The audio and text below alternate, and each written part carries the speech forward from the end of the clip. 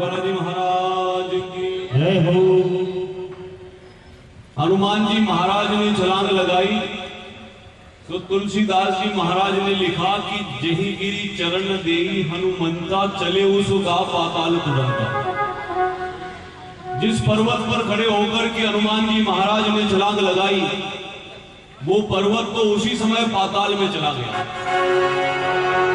कितना बल है हनुमान जी महाराज का, अतुलित बल धाम।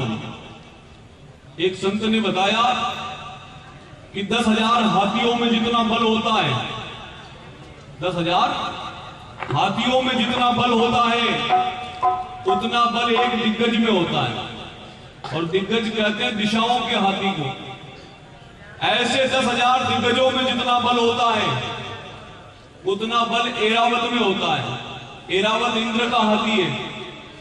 ऐसे 10,000 ऐरावतों में जितना बल होता है उतना बल अकेले इंद्र में होता है।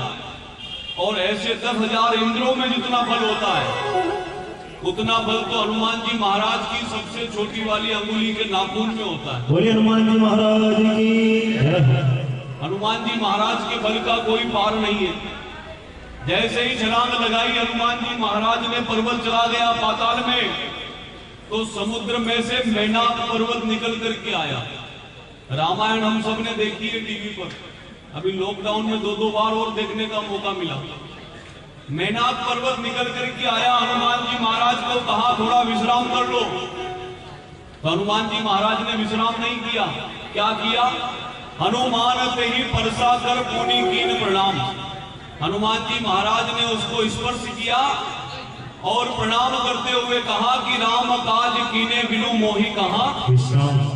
जब तक भगवान का काम नहीं हो जाता मैं विश्राम नहीं कर सकता।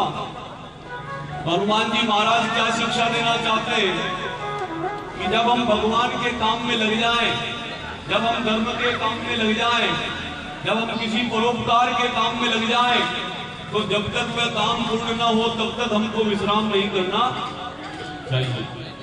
थोड़े आगे बढ़े बालाजी महाराज तो सुरसा नाम की राक्षसी आई। आकर के हनुमान जी महाराज से कहा मैं आपको खा जाऊंगी।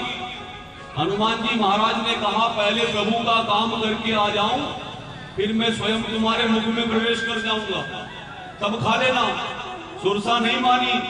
हनुमान जी महाराज ने कहा तो फिर देर किस बात की है, खा लो। सुरसा ने मुख खोला, हनुमान जी महाराज ने शरीर को दुगना कर लिया। सुरसा ने और मुख खोला, हनुमान जी महाराज ने शरीर को और बढ़ा लिया। जस जस सुरसा बदनु बढ़ावा तास दून कपि रूप दिखावा। जैसे जैसे सुरसा मुख खोलती गई हनुमान जी महाराज भी अपने शरीर को दुगना करते चले गए। फिर लिखा तुलसीदास जी महाराज ने कि 7 योजन ते ही आनन कीना। सुरसा ने 100 योजन का मुख खोल दिया। हनुमान जी महाराज चाहते तो 200 योजन के बन जाते, लेकिन 200 योजन के नहीं बने, छोटे से बनकर के सुरसा के मुख में गए और बाहर निकल आए। तो किसी ने पूछा हनुमान जी महाराज 200 योजन के क्यों नहीं बने, छोटे क्यों बने? तो संत समझाते हैं कि इसके 2 कारण हैं।